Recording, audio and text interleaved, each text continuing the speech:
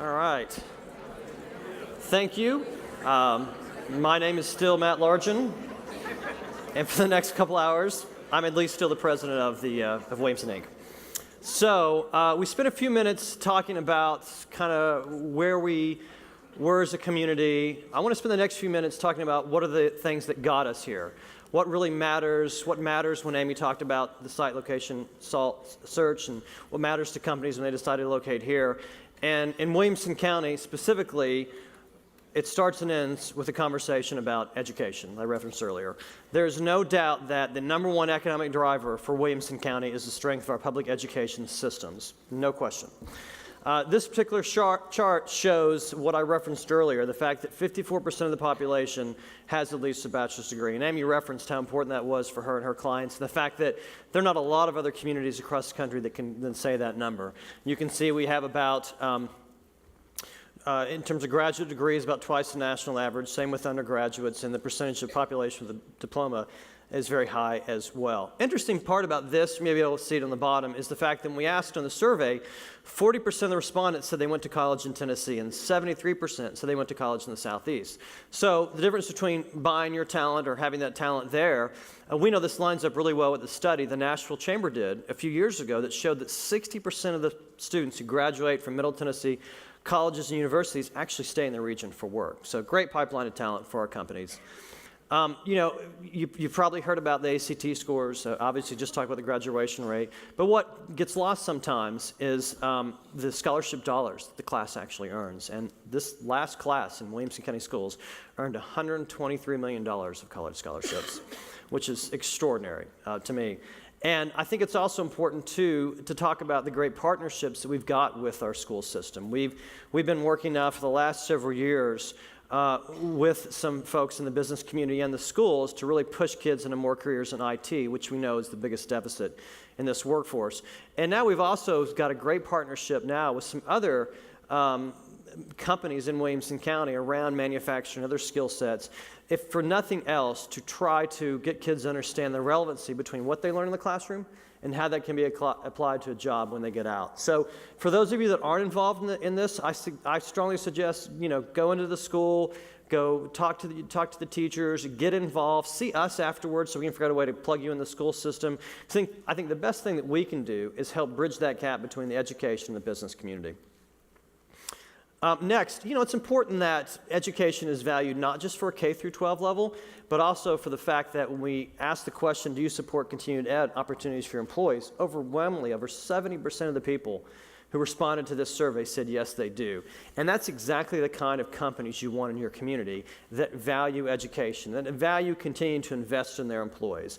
It's very attractive when you're recruiting a company. It's also just attractive for growing the area to know there's the commitment on both ends for the companies to invest in their workforce and then for the workforce to give back to those companies. So thrilled to see this percentage as high as it is. Next, transportation. Transportation is probably the big singular issue, and you'll hear a lot about it in the panel, I'm sure, that we've got to figure out a way we can solve from a regional standpoint. And there's a lot of great work that's going on there. But you'll see the stats.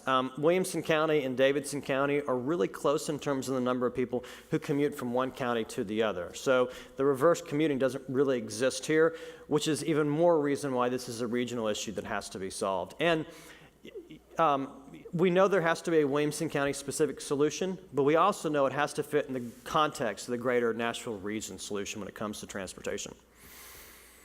This is interesting too. I thought I'll end with this slide before we make the introductions of our panelists. But we talk a lot about how we compare to different regions. Amy referenced that earlier in her speech, and I talk about it as well. And I think it's important to note that if you look at the counties we compete against, the regions we compete against, Austin, Raleigh, Charlotte, Tampa, Indianapolis, in the last 5 years, we've been extremely successful at a 27% job growth rate. It's almost as dominating as Kentucky has been in the basketball field up until the last game in Notre Dame. But anyway, the point about this slide I think is really important is that economic development is about more than headlines. And for Williamson County specifically, you've seen really steady job growth. And we know that about 85% of the new jobs that have been announced in the last 5 years have come from our existing companies. And that's why it's really important that we pay particular attention to our existing companies, because that's where your job growth comes from. So at this point, I want to introduce the presidents of 3 major commercial real estate companies in the region that have changed and will continue to change the landscape, not just in Williamson County, but the entire Nashville region. Combined, their companies manage nearly 33 million square feet between office, retail, industrial, and multifamily space. They're going to provide us an insight on what to expect in the future of both the region and Williamson County. And at this point, I'd like to welcome to the stage Doug Brandon, the Southeast Regional Managing Principal at DTZ, Steve Kulinski, the Managing Director of CB Richard Ellis Nashville, Janet Miller, the CEO and Market Leader of Colliers Nashville, and my co-moderator for today's middle panel, Joey Hatch, Skanska's co-CEO. As the panelists are making their way to the stage, I want to update you on some projects that we heard about at last year's Outlook event, starting with Berry Farms and City Park. Berry Farms and City Park brought to you by Boyle Development. The retail component, this is in South Franklin, the retail component is 66,000 square feet. Started in 2015, will be completed in 2016. Berry Farms Town Center office component can house up to 750,000 square feet of office space to start this year and delivery date in 2016. City Park in Brentwood, a redevelopment that I'm sure you've all passed and seen on Franklin Road, will have approximately 40,000 square feet of retail and approximately 500,000 square feet of office spread over 8 buildings. The retail will be complete actually in April of this year, and the first tenant's already open for business. Neighborhood Bar and Blaze Pizza is scheduled to open April 8th. Next is Ovation in Franklin. This is the 147-acre mixed-use center located at the Carruthers and McEwen intersection. Retail, fine dining, entertainment, hotels, commercial office, and residential. 480,000 square feet of retail and entertainment by Southstar and Thomas Land. We'll have a hotel with 450 rooms, and then a 1.4 million square feet of commercial space by Highwoods. The project actually had their groundbreaking last October of 2014. Next is Franklin Park by Spectrum Emery. Building 1 is up and nearly fully leased. Building 2 will begin construction in late summer. It's the second of 5 buildings in the 1.25 million square feet of Class A office space development. The announced tenants of Franklin Park 1 include Acadia Healthcare, Franklin American Mortgage, Eco Energy, HCA, Thomas Burton Law Firm, and Worthy Publishing Groups, all companies that were existing to Williamson County. And this is really consistent with the conversations our team has with our companies. The biggest challenge they face in the short term is actually being out of space. So again, shows how important paying attention to your existing customers are. And the one piece that I want to add that's gotten a lot of media attention, at least include, that wasn't talked about last year, was the Hill Center Brentwood by HD Realty Company. It's a mixed-use development that will feature 450,000 square feet of office space and 150,000 square feet of restaurant and retail space, office leasing by Southeast Venture. Phase 1 is opening October 2016 and will feature 157,000 square feet of office and 66,000 square feet of retail. LBMC is the announced anchor tenant for that project.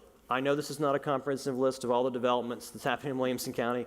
Believe me, we'd be here all afternoon if that was the case, but I just wanted to showcase some of the major developments happening right now in Williamson County. So with that, I will actually turn it over to Joey to ask the first question of our panel. Thanks, Matt. So Matt asked me to start with a softball question, something that could be hit out of the park, but I'm not going to do that. I'm going a little high and inside, and I'm going to ask Janet to respond to this first. Here we go. This is a 2-part question. Clock's ticking. That's right, the shot clock. In your opinion, will future growth be in Williamson County or downtown Nashville or both? And why does the relationship between Nashville and Williamson County matter? That's not a softball. That is like my life. I'm fired up about that question. So I think you know that's kind of a hot button with me. Here's what I think.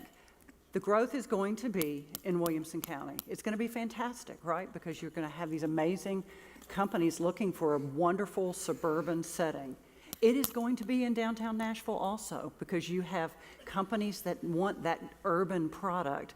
And the thing about it is that is great for every person in this room, that there's a demand for both. And Matt knows from working 20 years of economic development, having a broad portfolio of choice is the way you attract companies. Some companies just have an urban culture.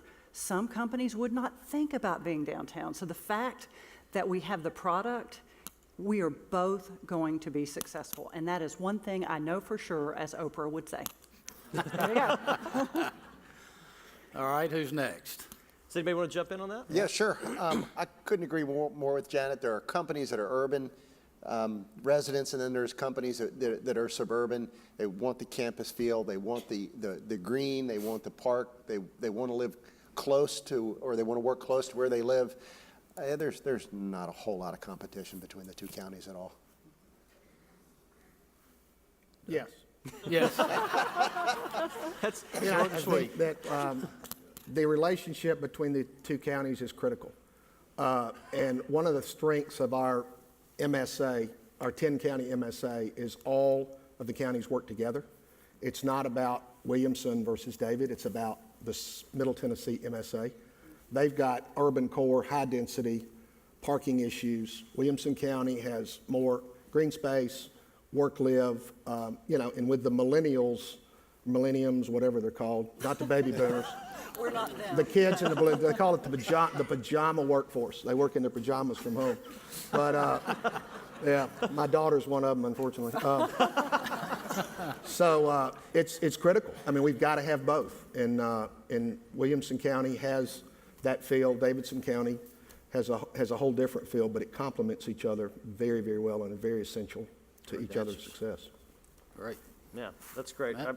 Great answer. Talk about, sort of frame the discussion about the presence that your company already has here in Williamson County, the brokers working in the area, and the companies that you've worked with in the past. And, Steve, you want to give that a shot? I'll start. Sure. Well, Nissan has been a long-term client of CBRE. We assist Nissan throughout North America with their needs. Jackson National has been a great client of CBRE over the years. Comdata has recently hired CBRE to help them relocate. I could go on. That's good. That's good. No need, Yeah. no need. Could you say those one more time? Can you borrow your pen? Save time for the fist fight, That's Matt. right. So, Just make sure there's not a fireman on stage, right? Nobody's a volunteer fireman? money should be on the chick on stage. That's is what I right. would say. So I had a lot of fun. I'm fairly new in this job. I've been doing this 6 months. He's even newer in his job. 3 months. Neither one of us know what we're doing just yet. But I had so much fun polling my brokers to see what our business is, and it was kind of astounding for me. We sold over $100 million worth of investment real estate in Williamson County last year. So to me, that's just a testament to what a great county this is. We are working right now with George Tomlin on the Brentwood Summit project. I saw Glenn here. We're working on Franklin Summit with the South Star guys. We're really excited about that. And we've represented all kinds of clients from the Tesla dealership to Microsoft. And then you throw on, you and I probably worked 100 deals down here economic development wise. So I am a fan of Williamson County. Same here. Our company manages, just on the landlord side, we manage over 2 million square feet of Class A office space in Williamson County. And we lease over 2 million square feet. And that's just from the landlord side. So on the tenant side, it's a lot harder to sort of keep track of those numbers, but just the upscale, product that Williamson County offers on a consistent basis. It's a great landscape for all of us to really prosper and do more and more. There's a lot of room for growth. There's a lot of land. There's a lot of developable land. There's just a lot of great factors that we're really excited about. Nashville's landlocked. Davidson County's landlocked to a certain extent. Williamson County has a more open landscape with a lot more potential longer term. All right, I'll go next, and whoever feels like jumping in here. So we saw a lot of great information from Amy about what she gets involved in with potential clients that are coming to Middle Tennessee. What are clients expecting now or today that you haven't seen in the past? What some of those new and interesting things look like? I'll start. I would say, as Amy mentioned, speed, right? Nobody's giving enough time. They're not thinking, companies aren't thinking far enough out. So, man, you've got to turn on a dime. So I would say speed. I would say the analytics piece of it. And this is one that may not come up, which is the confidentiality requirements of these clients. because they've got human lives on the line, and it's super disruptive if your employees know you're thinking about moving, even out of a county. So I know I signed an NDA yesterday for a project, and Bert said, if you and I talk about it, they're going to take our houses away. So it's just the confidentiality needs, and it makes good sense why it's that way. And I think on the workforce side is the biggest thing. The workforce is different. Work-life balance is much more important now to the young people coming out of college. They don't want to work 80 hours a week. They want to have accessibility, remote access to the whole quality of life is much more important. And I think companies that are attracting the top labor have to be able to attract that with the amenities, with all the bells and whistles in a building, with the restaurants, with the green space, with the parks. And I think that has totally changed instead of giving somebody a 100 square foot cube and saying, this is yours, you have to work here all day. That's what's changed dramatically over the last 10 years. Yeah, and I think we've noticed that too with the developments that I talked about earlier. They have incorporated those kind of changes from Ovation to Franklin Park to all of them. It's certainly the walkability, it's the green space. It is trying to attract that new pajama class of employees. There's no doubt about it. So let's even take a step back, and because you all work regionally, and we've talked a lot regionally, I think that's really important, is just talk about the office market landscape in general in Middle Tennessee and where you see as potential next areas to develop, and maybe some strengths and weaknesses of the areas sort of in general. Whoever wants to start with that. I'll take it. Okay. It's very interesting. We just finished our quarterly report yesterday afternoon for Middle Tennessee. And these numbers are astounding. Class A office space vacancy rate, 2.3% Jeez. in Williamson County, okay? Brentwood, 0.9%. So every building in Brentwood is 99% occupied. Every building in Cool Springs is 97.5% occupied. That's unheard of. Not only here, but nationally. And I travel a lot all over the country, and you don't see that. I mean, if you're a landlord, you've just got to be drooling. And, because rates are moving faster than they've ever moved. So it's important. We have no space in Williamson County. These projects, Ovation, Franklin Park, that are coming online in the next 2 years, we're going to miss a 2-year window with a 30, 40, 50,000 foot user that we don't have any place to put them. And the danger of that is if they can't find the space here, they'll put it in Charlotte, North Carolina, or they'll put it in Austin. Amy was talking about how availability of space can drive deals. And so, on the one hand, you think, man, that's awesome. We're 100% leased, and to sit back and collect the checks. But if you don't have place for these companies that are adding thousands of jobs, you can lose them from your region. So I see where we are today as a risky place. But I also know if you tally up every building between now and 2017 that has announced that could be built, it's about 10 or 11 million square feet of space. This market's absorbing about 1 million square feet a year. So the pendulum could swing the other way, and it's going to be fascinating to see what gets built, because they can't all get built. So. Right. Yeah, Davidson County and Williamson County have the same problem. There's no space available for a new building. So I think you may see some of the older developments, maybe some old warehousing areas, maybe along I-65, getting repurposed, redeveloped, knocked down, and rebuilt. Because what Janet said is very, very true. If we can't continue to provide the large blocks of space, they're going to go someplace else. No matter how nice it is here, if there's no office space developed, they're gone. Yeah. All right. So I know in the construction business, as soon as you really get busy, everyone starts worrying about the peak. And are we peaking? What's next? What's going to happen? So this question, all of you work in somewhat regional, national environments with your firms.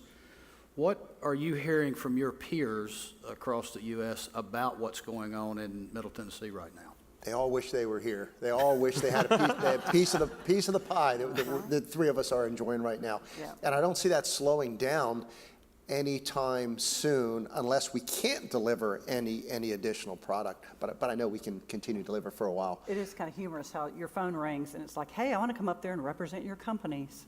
because I got nothing going on at home. Yeah. Or You're like, no, with the that's not good, CBRE yeah. national portfolio we have, there are people calling me every day saying they've got a client that wants to move to Nashville or is evaluating moving to Nashville, or they want to increase their presence in Nashville. Every day. Every day I get those calls. And what you're seeing too is the quality of the investor has gone way up. A lot of these institutional investors that are running money for either these big insurance companies, pension funds, 5 years ago, they wouldn't touch Nashville. They didn't want Nashville was a tier 2 city. They wanted tier 1.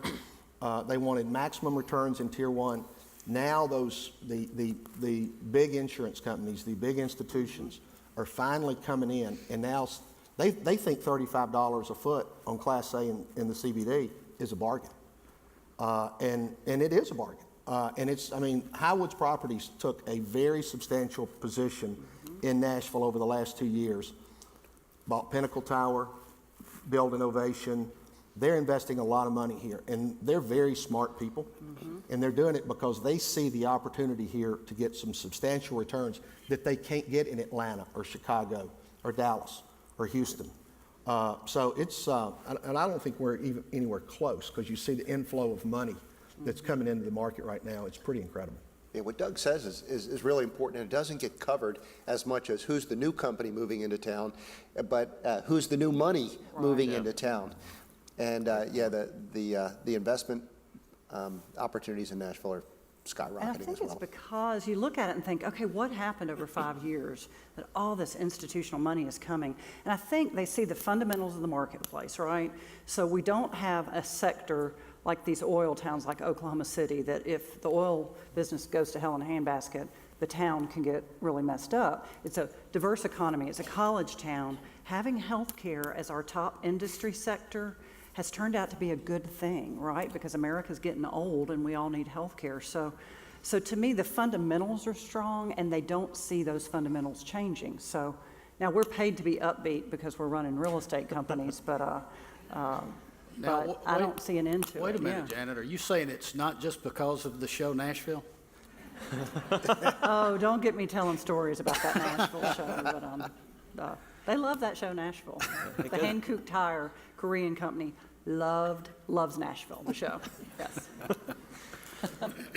So your point that you made earlier about the different, how we're viewed by our peers, I noticed it last time I was in Atlanta with a Partnership 2020-led trip, and we were having these meetings with people in Atlanta that, one, weren't hard to get like they used to be, and secondly, they were doing a better job pitching Nashville than we were. They knew more about the market than we did, and that was, within 5 years, that was a pretty big change. Is that what you all see when you have these conversations across the country? People love this place. There's something about it, and this is weird. There is a hipness. Of course, we represent it beautifully sitting up here, but there is a hipness. We all do. There is a hipness and an edge that you can't underestimate the music industry, because I think that is one of the reasons it swirls around.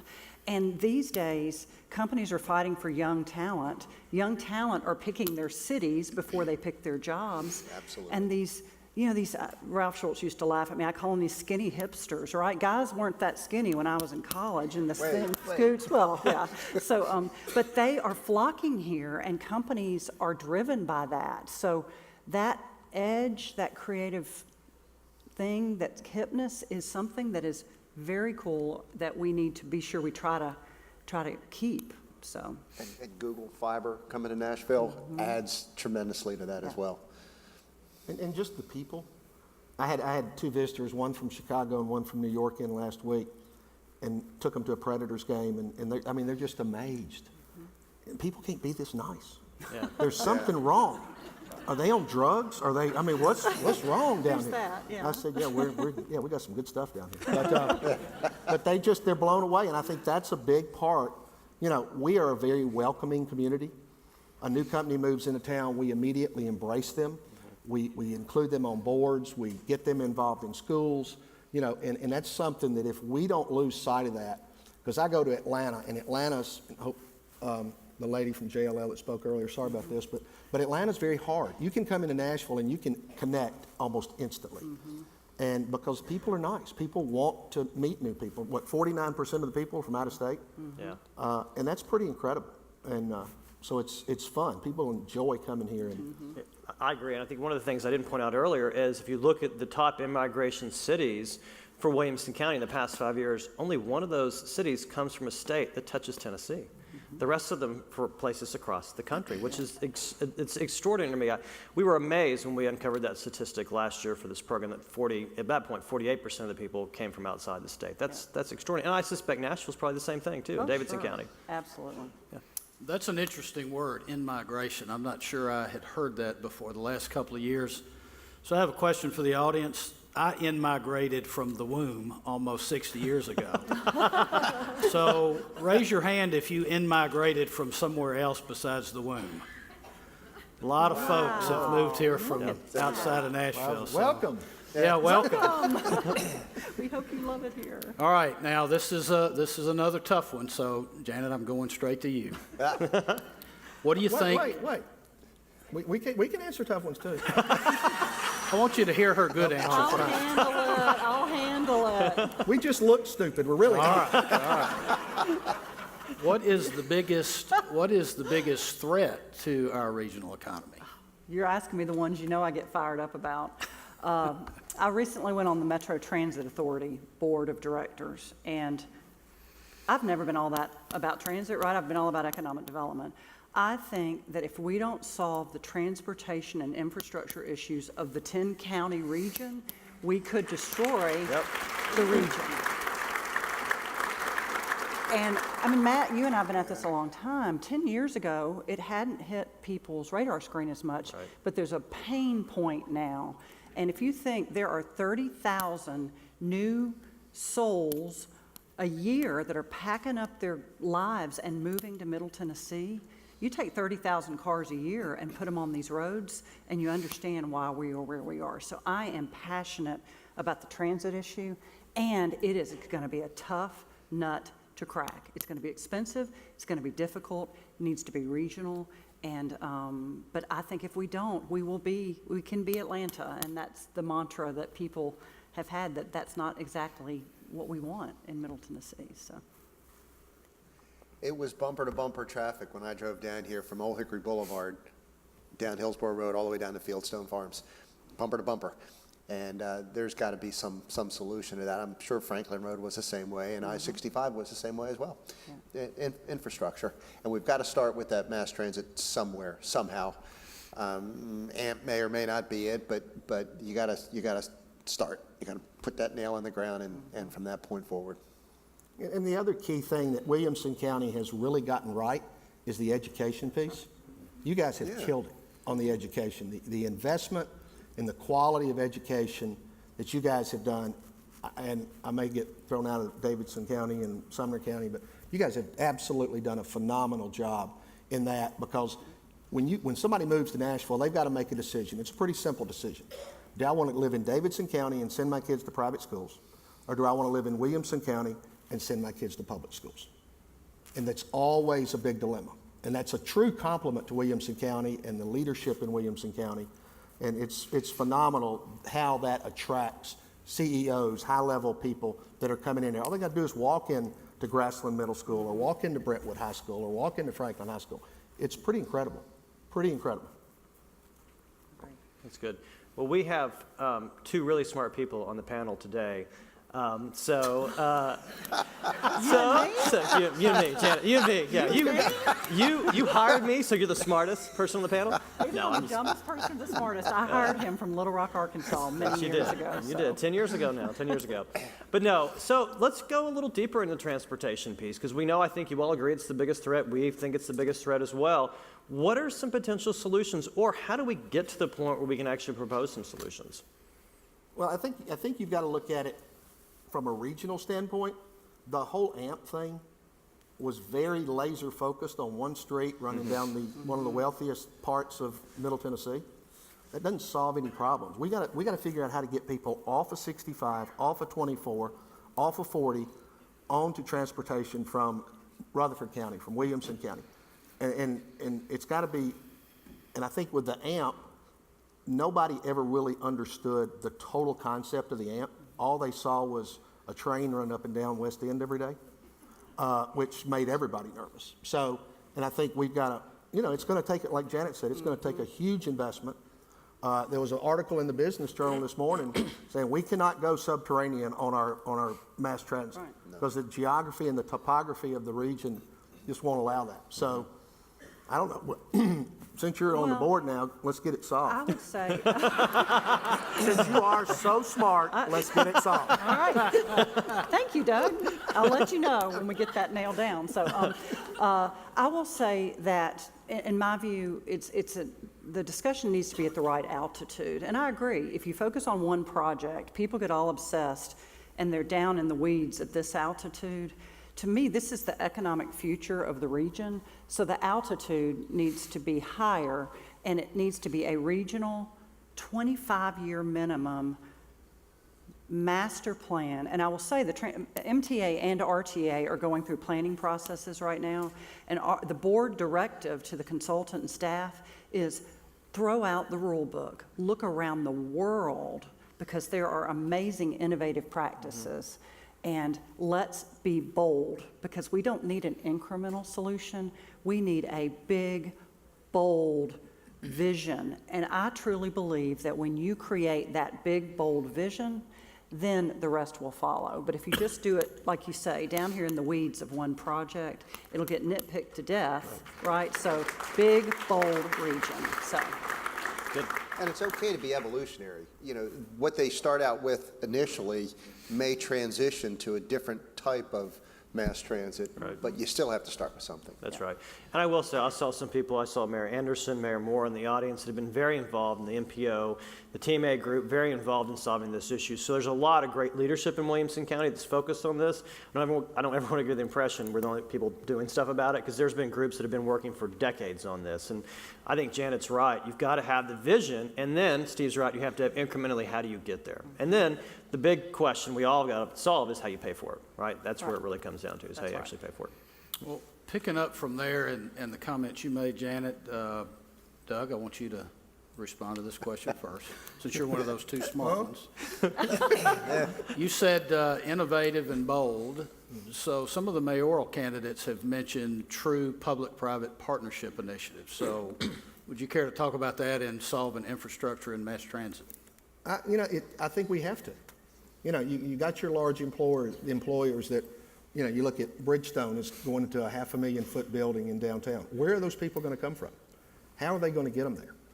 They've got to buy into it. HCA, one of the largest employers in Middle Tennessee, building a 400,000-foot building in the Gulch. They got to get people there. Community health. Not all of community health's employees are in Williamson County. So I think that it's got to be a very collaborative, and it's going to take a significant investment on everybody's part.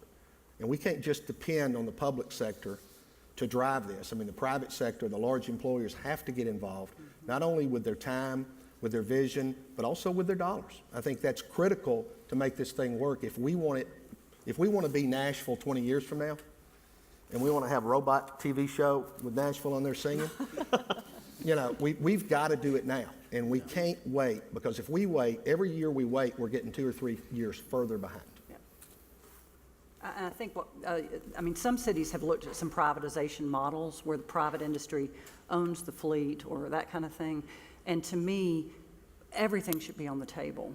It's got to make sense. But you just look at Nashville, there's so many companies in this economy have privatized formerly public. So CCA with the prison business, ICA with road infrastructure. So I think we should put everything on the table, because I love public-private partnerships. I love that when government has skin in the game and private business has skin in the game. It seems to me those are the programs that work best, no matter what initiative you're working on, from economic development to whatever the project is. Yeah, Middle Tennessee, I think, has been a little slow in adopting the public-private partnership, and it can be used for infrastructure. It can be used, we talked about not enough land for new buildings. Public-private partnerships can be used to create more building opportunities as well. Well, amazingly, you've blown through all the questions that we had from you. So who do we compete against? And we still have 8 minutes left. So who do you see us as our primary competition? Now I'm talking about from the regional standpoint. I mean, I always hear Austin, Texas. I hear Tampa. Sure. You know, those cities. You know, what's your region? It's the Southeast? Then it is Charlotte. It's Tampa, Austin. To me, the common factor is we compete against some of the smartest, most educated cities in the country. So we're not benchmarking against the tier 3 average. Austin, Texas has been one of the hottest economies, and they grew up tech. We grew up healthcare, they grew up tech. And they have that hype too. They're just weirder than we are, right? So we're a little, and they love that about themselves. But to me, if you look at Raleigh-Durham, you think of RTP, people think about it as smart people, and that's what Williamson County has in spades. When you say, okay, why do they come to Williamson County? I think it's because of smart people and some industry clusters that have grown up. I mean, just the healthcare cluster alone, all these healthcare headquarters, these guys like being near each other, right? It's a real benefit. So to me, it comes down to smart people, and that goes to the education system and on through. Columbus, Ohio, Indianapolis pop up on some of the other cities we compete with as well. Okay. Yeah. Anything you want to add, Doug? No, I think they covered it. Okay, good. I remember the first or second year the Titans played here. So I'm not counting at Vanderbilt Stadium, but in the new stadium, so 99, 2000, there was a Monday night football game, and for some reason I didn't go that night. I stayed home and watched it. And they talked about Nashville like we still had outdoor plumbing and we weren't wearing shoes yet. And, you know, it was interesting. But now when you see Nashville portrayed in any light, when the SEC basketball tournament was here or when any sporting event's here and they show the skyline, doesn't that feel different? I mean, what's happened over that 10 or 15 years? Has the city actually changed that much, or has the perception of the city changed that much? Or the whole area is what I'm talking about. I think it's both. And this is the theory I have. I think the face of country music has changed a lot. So I think Taylor Swift is representative of Nashville, who is an international star in whatever genre. I think that evolution has changed perceptions. And then it's just, this town has changed. You can count 9 cranes outside our office window right now. It is a phenomenon what is going on in the city. So I think it's both perception and reality. And we've done a good job in the work, live, play arena. You know, you attract the young talent, you attract the workforce, the companies will come. It used to, you attract the companies, the workforce will come. It's flipped. And, you know, there's a lot to do. You can be in the mountains, you can be at the beach, you can watch professional sports, you can go watch college football. Well, maybe at some place you watch college football. But there's just a lot to do. And the younger, the millennials, the pajama network people, they want to be here where it's fun. They want to be able to go to the microbreweries and to watch, you know, cultural things. And Nashville is invested, and Middle Tennessee is invested in that as a whole. And so I think that's a big, big change. When the Titans moved in that stadium, I don't think the Gulch existed. And most of these buildings down in Cool Springs didn't even exist either, you know, so we've changed a lot. And look at the names on the tall buildings downtown Nashville. All of those have changed. All the banks have changed. And you can have a Bridgestone name up there. Service Source has a big sign. All that you can see from Monday Night Football. Yeah. Big changes.